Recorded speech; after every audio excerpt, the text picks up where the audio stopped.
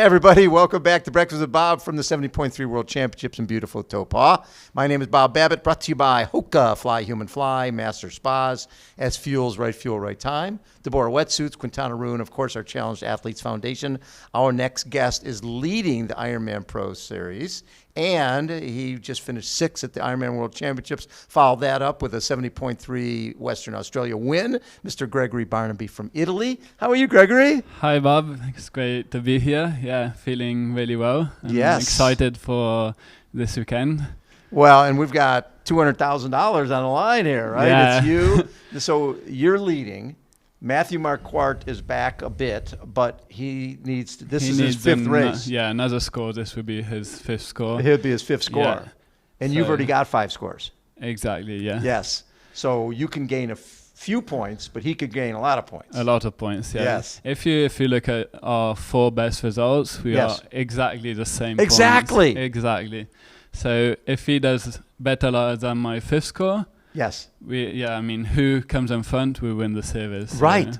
Right. Yeah, so it would be really interesting. Right. And both you guys are great swimmers, so you'll be close to each other out of the water. Yeah. So you'll be marking him all day, right? Yeah. It would be like looking at each other the whole day. Yeah, for sure. Because really, does anybody else matter at this point in terms of winning overall? I think Christian, Stoke, and Hogan can Stoke. I mean, I don't know now exactly the points, but yeah, if he has a really, really good race and us two don't, he can still win. He can still win. Wow. It's sort of fun. It is. For us, it's fun. I don't know about for you, but it is. It's kind of a race in the race. So Yeah, and the fact that it's the last race of the year, and somebody's going to walk away with $200,000, that's pretty cool. Yeah. Hopefully it'll be me. Hopefully it'll be you. So at the beginning of the season, because you did was the idea, okay, I'm going to do some T100 and I'm going to do the Ironman series, or did that sort of evolve? Yeah, I mean, when the series was presented, I was like, that really suits me and I want to give a shot at the series. Yes. And so that was my main goal. Right. But also as a team, we were like, I don't know, because I actually never really did, like, I had done an Ironman in 2022, an Ironman last year. Yes. And so 3 Ironmans was like, I don't really know how my body would. I was doing 3 Ironmans, and so my team was like, we try and do the first one and see if you qualify, and then decide what to do after that. Right. And actually, my plan for the season just blew up even before the season started. Really? Yeah, because I was injured. I had a broken rib in March. So how'd you break your rib? Bike crash? I'm a bit embarrassed saying, but no, I had a really bad cough. And you coughed and I coughed and had a broken rib. So we had one age group guy one year in Kona. He was watching a comedy movie the night before and pulled his back out, laughing. So his bike is probably still sitting in the rack. Yeah. My plan was to start in Texas and see where to go with that. I mean, I had the year plan, but it was just all up in there. but look at you had the year plan, and look at how perfect it's worked out. I started off in Mallorca in May. And got 3rd. Yeah, that was an amazing race. It gave me a lot of confidence because I wasn't on my top shape at that point, and I really had a good race there, even better than what I thought actually. So that gave me a lot of confidence. So after that, I decided to go to Australia to do Ironman Cairns. Yeah. And got 8th there. Yeah, it was kind of my weak race. I was totally not happy with that race, and so I didn't get my Kona slot either there. So that meant I had to do another one. Yeah, and that was Frankfurt. And that was Frankfurt. Yeah, and Frankfurt was. But look at your splits at Frankfurt. I mean, if you don't get confidence from a 46:15, 4:03:33, 2:38:53, 7:33:44. Yeah, I think that's the race that really changed my season. Yeah. Yeah. It was an amazing race for me, and it gave me... And being on the podium. Exactly, being on the podium was Christian, spot, right? Had an amazing performance there. Yes. And it gave me a lot of confidence going into the World Championships. Well, and so Ironman World Championships, you get 6th. Yeah. And it was funny because leading into that race, when I was like, used to be, you sort of knew all the Ironman players, right? If they swam 50 minutes and they rode 420 and they ran 250, they were going to be a player. Yeah. Now it's what you do: 46, 403, 238, 730. So it's amazing where the sport is evolving. I mean, and so many guys, like growing up with the sport, was it Ironman that you were thinking about, or was it ITU and Olympics? And I raced ITU, so I was thinking more about Olympics. Yeah, especially with your swim. Yeah, right, because you got to be a great swimmer for ITU. Yeah, and before COVID, so I was focusing on that, but I knew my strength was more on the longer distance. Yes. So it made sense to me to do that change.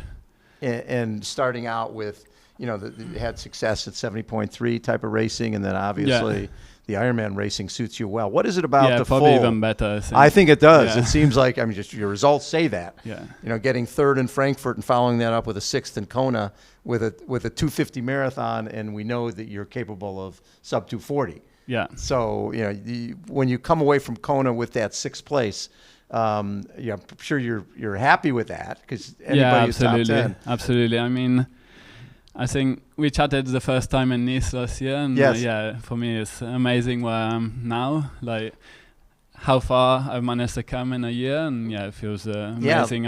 I said to you in Kona that if I did better than my place of Nice, I would have been super happy. And you were 8th in Nice, and you were 6th in Kona. And the World Championship seemed, that seems like something you like doing, or Ironman World Championship. Yeah, absolutely. 8th, you like when the spotlight is on. You don't get intimidated. I do. I'm always kind of relaxed. So you like the stage. Even now, obviously, it's a lot more pressure being in the hunt for the series. Right. But I enjoy it actually. Absolutely. I mean, I remember one time interviewing 3-time Ironman World Champion Craig Alexander, and I said, because of what you've done, you've got a lot more media things that you have to do when you go to a race. And he goes, well, that's why I do it. If they didn't want me, then that's not good for my sponsors. It's not good for me. You plan for it. Right? Yeah, absolutely. Yeah, right? That's what you do now. Every race you go to, there's sort of a bullseye on your back. People know you're going to be out of the water. I still actually need to get used to that, but but I enjoy it. Yeah, it's really good for me, and it's really nice. That is very cool. What would it mean to you because the reality is winning this race isn't as important as finishing in front of Matthew. Yeah, exactly. Within a certain distance from the lead. Yeah. For me, I mean, it's more about the Pro Series, obviously on Sunday. I kind of don't want to focus too much on the series. I think I need to go out there. Race. Yeah. Do your thing. Exactly. I just need to go out there and just perform the best way I can. And I know that way, I mean, I'll be happy. If I don't do it that way, I'll have some regrets. And How has training been here? It's been great, actually. Yeah.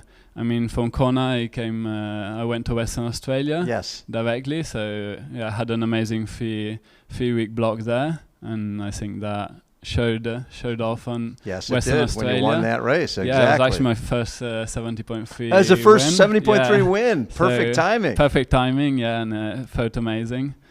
And obviously, I'm still recovering. I mean, it was a really hard race for me. Right. And it's been kind of challenging this week, but I got 2 good workouts last couple of days, so I feel confident. I mean, there's another week to go, so I just need to focus on recovery and be ready for this race. Well, and it's the reality is that your season started. Miami was back in March. Yeah, right. Exactly. And this is December. It's a long season. It is.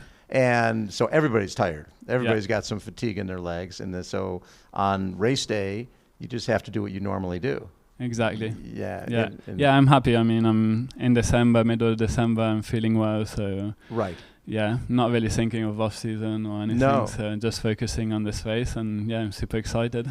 So for next year, are you already thinking about? Do I do the T100? Do I do the Iron? I mean, it's wonderful. You guys have those options because it is. It's great for the sport. Yeah, so good for the sport. What Ironman so are good doing, for the pros. T100 are doing. Yeah, yes, it's amazing. I haven't really thought about it. No, you got all off season to figure that out. Yeah, exactly. I just wanted to focus on the end of the season, and then I'll have 2 or 3 weeks off where I can really think of what I want to do. I mean, I enjoyed a lot of the series this year, so yeah. So when you win a race like Western Australia, and it's almost like, okay, I did the training, I did the block that I knew I needed to do, and I executed. That's got to give you a level of confidence that, okay, I know what I need to do. I did the plan. I executed the plan. I won the race. It's at the end of the day, it's fairly simple. Yeah, it felt great. I mean, it was a perfect race for me. I mean, really hard because I was like 2 of the best cyclists in the sport racing. Who was with you? Robert Kallin and Christian Hogenau. Yeah. The pace was really, really high the entire race. So, I mean, but I kept my head down. I kept my head in the race, and I managed to stay in front of the race like I wanted. And it felt amazing that all the training paid off. Yes, it did. All the training paid off. All the planning paid off. Exactly. When the races you needed to perform at, Frankfurt, Western Australia, Cairns, you did. Right? Yeah. Obviously Kona. So it's been a really great, consistent year for sure for me. Now, was that your first Kona? It was my first Kona, yeah. Yeah, and what were you come away from that feeling what in terms of, that's a good course for you? Yeah, I adapt pretty well to any course. I mean, I really enjoy like even the climbs. I mean, the courses like Nice a bit more technical, but I mean, you need to adapt. I mean, if you look at the standings at the end, I mean, the guys who were in front in Nice were in front in Kona as well. They really were. I mean, you look at 2, 3, 4. The only difference was Sam Laidlaw, right? Yeah, Take exactly. Sam out of it. It was the same guys. Exactly. So I think in triathlon you just need to adapt to the course you find, and How did you have to train differently for Nice than for Kona? Did you go and spend time in Nice?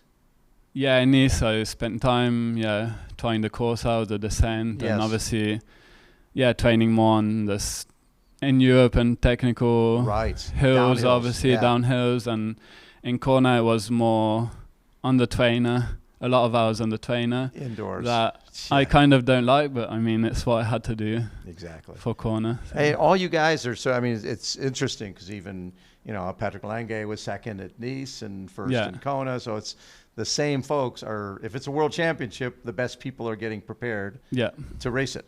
Yeah. That's very cool. Gregory, hopefully next time we chat, you'll have $200,000 in your pocket. Yes, I really hope so. More than the money. I mean, it would mean the world to me. Prestige. I mean, yes. You'd be the first Ironman Pro Series champion. Yeah, that would be very cool. Yeah, exactly. That's what I'm aiming for, and it would be amazing. Good for you, Gregory. I always appreciate you taking time to chat. Thank you. It's a pleasure. Gregory Barnaby has been our guest again. Breakfast with Bob, 70.3 World Championships, beautiful Taupo. Hold on. We'll be right back.